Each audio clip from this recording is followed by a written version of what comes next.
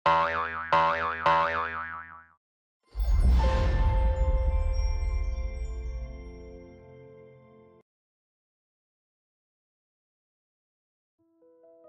sangka, di tengah kesibukannya kota dengan aktivitas-aktivitas yang padat, taman kota justru bisa jadi tempat kamu bercerita dengan aman dan gratis. Banyak dari kita yang tidak memiliki tempat untuk bercerita, selalu merasa sendirian, padahal butuh sekali tempat untuk meluapkan isi hati dan pikiran kita. Kadang-kadang di rumah sendiri pun kita nggak punya tempat bercerita itu. Bahkan di lingkungan keluarga kita merasa tidak punya ruang yang aman untuk didengar. Hal ini adalah masalah yang dirasakan banyak sekali orang. Inilah yang jadi alasan utama lahirnya Pojok Empatif, sebuah ide sederhana dari Winaring Suryasatuti yang mengubah taman kota menjadi tempat curhat gratis yang benar-benar aman. Inisiatif kepedulian ini hadir secara konsisten setiap hari Minggu.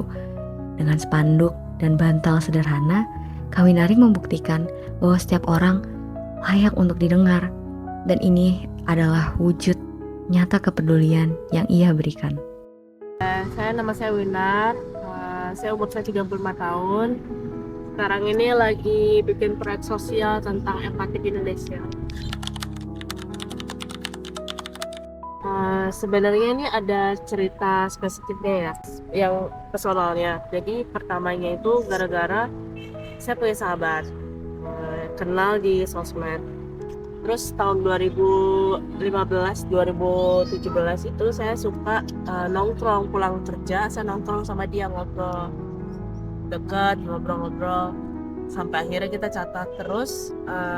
Di tahun 2018-2019 kalau nggak salah, itu dia pernah kirim foto ke saya kalau dia tuh ada di rumah sakit dengan kondisi dua tangannya sama dua kakinya diikat, karena ternyata dia itu ditemukan sama tukang ledeng, dia lagi OD.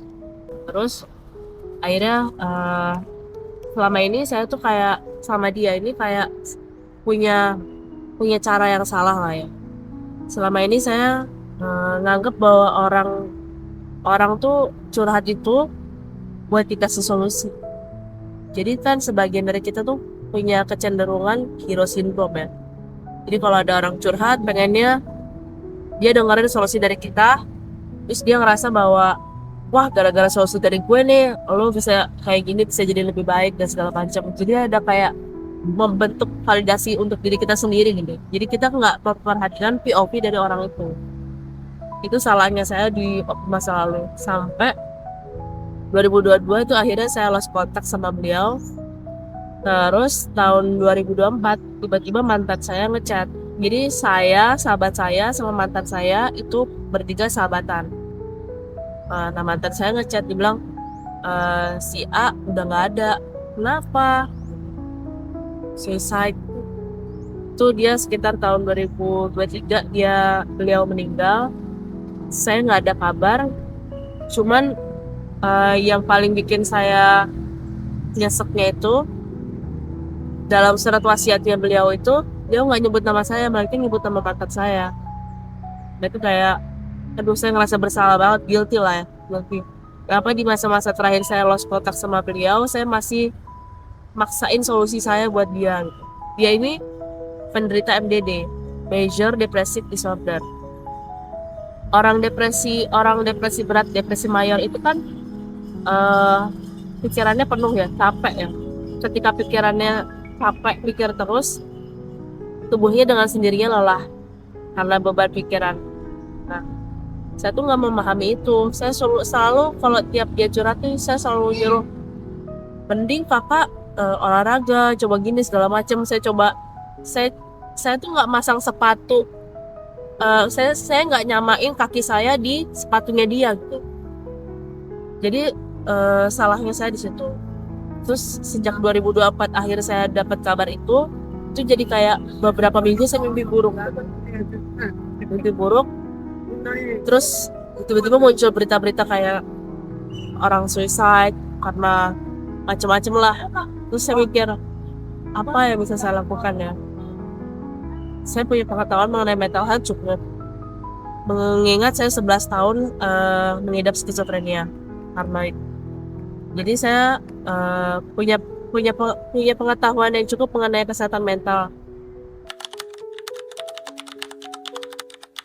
Karena ketika saya menerima curhatan orang, otomatis saya menerima energi negatif kan.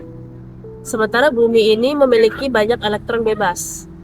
Elektron bebas ini ketika saya menerima curhatan negatif dari orang, itu saya menerima banyak radikal bebas.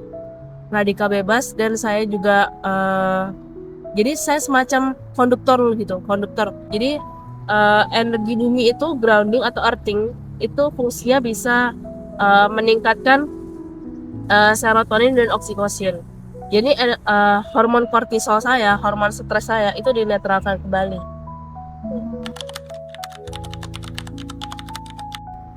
Sebenarnya ini paling saya kalau misalnya pulang dari pojok epatik itu saya tidurnya lebih cepat. Jadi misalnya jam 8 malam itu udah tidur, atau jam setengah 9, paling mentok jam 9 tuh udah tidur. Karena biasanya jam tidur saya tuh jam 10 atau jam setengah 11. Tapi kalau habis pojok empatik saya tidurnya agak banyak gitu. Jadi paling karena sebenarnya dokter Jamie Ardian itu bilang bahwa healing terbaik itu adalah tidur. Jadi cara saya mengembalikan energi itu ya tidur itu tadi. Dan sebenarnya menurut saya pojok empatik ini bukan sebuah tantangan ya, karena saya menjalaninya ya apa adanya aja gitu, pengen aja gitu.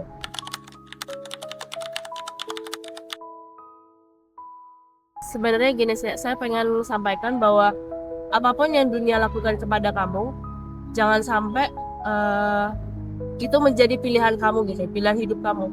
Kamu harus jadi hasil dari cara kamu memaknai hidup kamu sendiri gitu.